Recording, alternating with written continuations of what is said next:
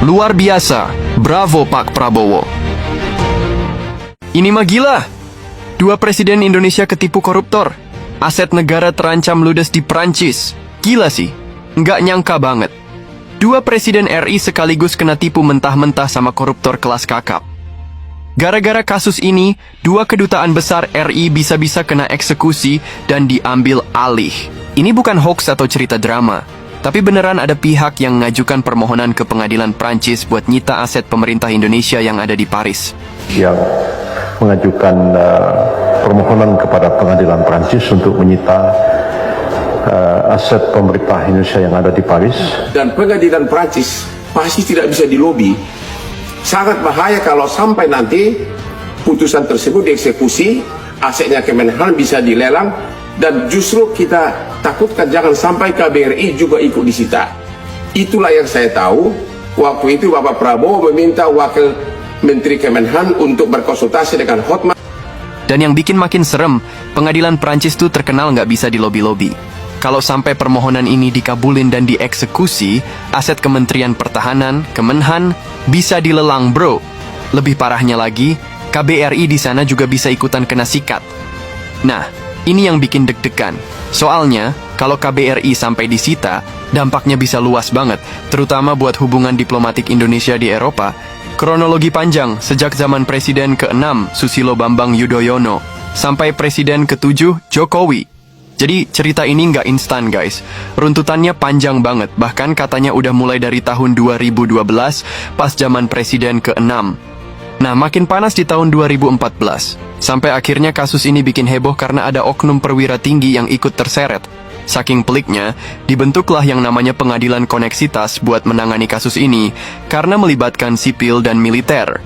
Waktu itu, Jampidmil, Jaksa Agung Muda Pidana Militer, langsung gercep dapat instruksi dari Jaksa Agung buat ngebentuk tim penyidik koneksitas. Mereka kerja bareng sama Jampitsus, Jaksa Agung Muda Pidana Khusus, buat ngejar dalang di balik kasus ini. Drama satelit, Lockheed Martin kirim surat, Garuda 1 bermasalah. Pada tahun 2015, perusahaan raksasa asal Amerika, Lockheed Martin, ngirimin surat terkait satelit Garuda 1. Nah, di surat itu disebutkan kalau Garuda 1 mengalami thruster anomaly alias gangguan di pendorong satelitnya. Lockheed Martin pun ngasih saran supaya satelit itu di-decommissioning alias dinonaktifkan. Masalahnya, ada seseorang yang sekarang udah diadili yang ngeyakinin oknum petinggi Kemenhan buat nyari solusi biar slot orbit 123 yang diisi Garuda 1 nggak sampai kosong. Soalnya, kalau kosong, sesuai aturan ITU, International Telecommunication Union, slot itu bisa diambil alih negara lain. Singkat cerita, si pejabat tadi mutusin buat nyewa satelit pengganti sementara alias satelit floater dari beberapa vendor. Malapetaka besar, penyewaan satelit ilegal, anggaran nggak ada di DIPA. Nah, inilah biang keroknya.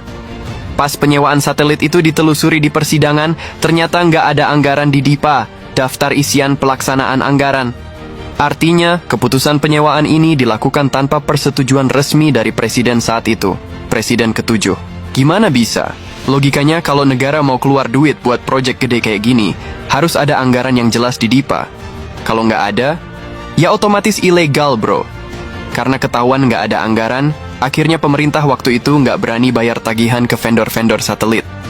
Nah, gara-gara ini, vendor-vendor itu langsung ambil langkah hukum dan ngegugat Indonesia. Vendor pertama yang ngegugat adalah Avanti, perusahaan satelit asal Inggris. Gugatan berlanjut, aset Kemenhan dan KBRI nyaris disita. Avanti ini nggak main-main.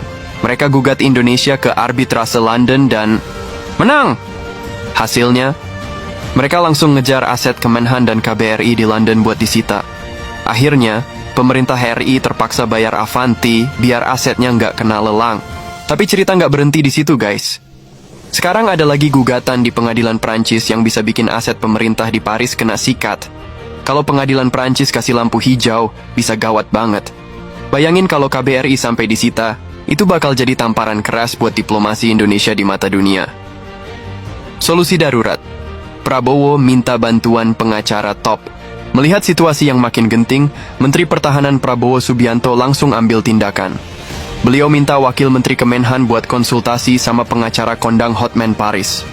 Kenapa harus Hotman? Ya jelas, karena kasus ini butuh ahli hukum yang jago banget buat nyelamatin aset negara. Soalnya kalau sampai kalah di pengadilan Prancis, Indonesia bisa kehilangan aset strategis yang nilainya nggak sedikit. Kasus ini jadi contoh nyata betapa bahayanya korupsi di level tinggi.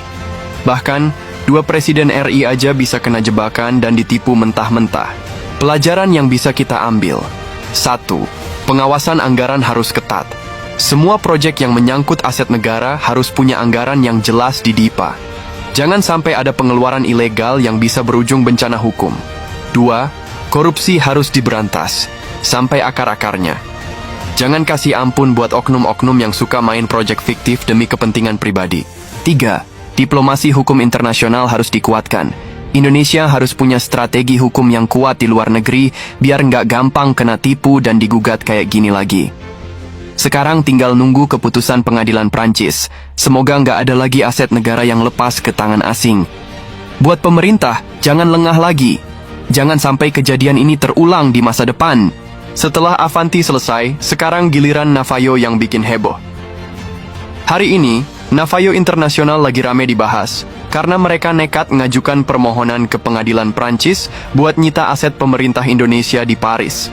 Nggak main-main, mereka incar rumah-rumah tinggal yang dipakai para pejabat diplomatik kita di sana. Kenapa bisa sampai begini? Ini semua berawal dari sengketa antara Kementerian Pertahanan Republik Indonesia dengan Navajo Internasional. Awalnya, masalah ini berkutat di Badan Administrasi Singapura, di mana Indonesia dinyatakan kalah dalam kasus pengadaan bagian satelit Kemhan tahun 2016. Karena kalah, kita diwajibkan bayar ganti rugi ke Navajo. Tapi entah kenapa, proses penyelesaiannya berlarut-larut, sampai akhirnya Navajo bawa perkara ini ke pengadilan Prancis, berharap bisa menyita aset pemerintah kita di sana sebagai bentuk eksekusi putusan Singapura. Gila, kan? Ini kasus yang serius banget, kayak deja vu Avanti, tapi kali ini pemainnya beda. Bedanya lagi, pemerintah sekarang nggak mau tinggal diam. Presiden Prabowo dan jajaran udah siap gaspol, nggak mau nyerah begitu aja. Apalagi Kejaksaan Agung langsung tancap gas buat bongkar kasus ini dari akar-akarnya. Karena kalau sampai kedutaan kita di Paris kena sita, ini bakal bikin citra Indonesia anjlok parah. Bayangin aja Paris itu jantung dunia. Kalau KBRI sampai kena, bisa ngeganggu kepercayaan internasional terhadap Indonesia. Nggak cuman itu, vendor-vendor lain yang terlibat dalam kasus satelit orbit 1, 2, dan 3 juga bisa ikutan minta ganti rugi kalau masalah ini dibiarkan. Ini tuh kayak efek domino. Dan menurut Menko Yusril, ada unsur wan prestasi yang bikin posisi RI makin runyam. Udah jatuh, ketimpa tangga pula. Makanya, pemerintah nggak tinggal diem. Mereka siap tempur. Bahkan, Indonesia udah nyiapin langkah-langkah buat melawan keputusan pengadilan Prancis ini. Salah satunya adalah menegaskan bahwa eksekusi ini melanggar konvensi Wina yang mengatur perlindungan aset diplomatik. Nggak bisa asal sita seenaknya, bro. Meski pengadilan Prancis sudah mengabulkan permohonan Navajo, pemerintah RI bakal terus berusaha buat menghambat eksekusi ini. Bahkan, pada 28 Maret 2025 ini, ada pertemuan OECD di Paris, di mana Indonesia bakal angkat masalah ini langsung ke Menteri Kehakiman Prancis. Tujuannya jelas, supaya pemerintah Prancis nggak asal main eksekusi dan bisa lebih objektif dalam melihat kasus ini. BTW, bukan cuma Indonesia yang dianggap wan prestasi loh. Hasil audit dari BPKP nunjukin kalau Navajo juga nggak menjalankan kewajibannya dengan benar. Menurut perhitungan BPKP, nilai pekerjaan yang udah dilakukan Navajo cuma sekitar 1,9 miliar. Jauh banget dari yang seharusnya dibayarkan oleh Kemhan. Jadi bisa dibilang Navajo juga punya andil dalam kekacauan ini. Dan yang makin bikin kesel, pihak Navajo udah dipanggil berulang kali oleh Kejaksaan Agung buat diperiksa, tapi mereka selalu mangkir. Udah gitu, mereka juga nggak mau ditetapkan sebagai tersangka. Makanya, sekarang pemerintah mulai mempertimbangkan buat bawa kasus ini ke level internasional, termasuk minta bantuan Interpol buat nangkep orang-orang di balik Navajo dan bawa mereka ke Indonesia buat diadili. Kasus ini panas banget dan rawan dipolitisasi. Jangan lupa, Presiden Prabowo dulu pernah jadi Menhan, jadi pasti ada aja yang coba ngegoreng isu ini. Tapi buat yang paham runtutan sejarahnya, kasus ini udah mulai sejak Januari 2014, jauh sebelum Prabowo jadi presiden. Artinya, ini bukan soal pemerintahan sekarang doang, tapi lebih ke warisan masalah lama yang sekarang harus diselesaikan. Yang pasti, Presiden Prabowo nggak bakal mundur hadapi masalah ini. Dia siap buat bongkar semua penyebabnya, termasuk menyelidiki lagi alokasi APBN dan mempelajari ulang DIPA buat cari tahu ada kejanggalan atau enggak. Semua Menko dan Menteri juga udah dikasih perintah buat telusuri kasus ini sampai ke akar-akarnya.